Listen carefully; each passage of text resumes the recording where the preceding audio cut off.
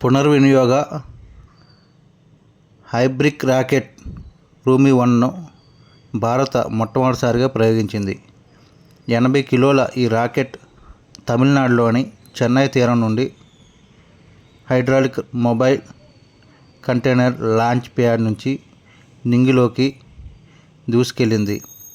అతి తక్కువ బరువున్న 3 క్యూబ్ ఉపగ్రహాలు, 50 పీకో ఉపగ్రహాలను కక్షలోనికి మోసుకెళ్లింది.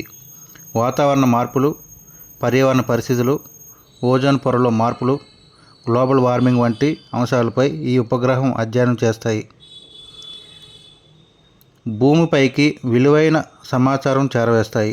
తమిళనాడులోని స్పేస్ జోన్ అనే startup company Martin group of ఇండస్ట్రీస్తో కలిసి రూమి-1 రాకెట్ను అభివృద్ధి చేసింది.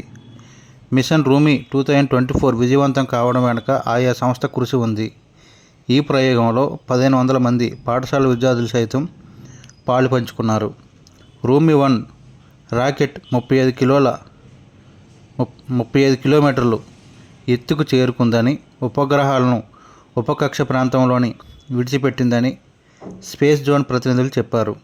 సాధారణంగా ఉపగ్రహ ప్రయోగం పూర్తయిన తర్వాత రాకెట్ వాతావరణంలోని మండిపోవడమో లేక సముద్రంలో కూలిపోవడమో జరుగుతుంది. కానీ పారాచూట్ల సహాయంతో రాకెట్ని భూమికి చేర్చి మళ్ళీ వినియోగించుకోవడం పునర్వినియోగ హైబ్రిడ్ రాకెట్ ప్రత్యేకత. రాకెట్ ప్రయోగాల ఖర్చును తగ్గించాలన్న లక్ష్యంతో పునర్వినియోగ హైబ్రిడ్ రాకెట్ను తయారు చేసినట్లు స్పేస్ జోన్ కంపెనీ వెల్లడించింది.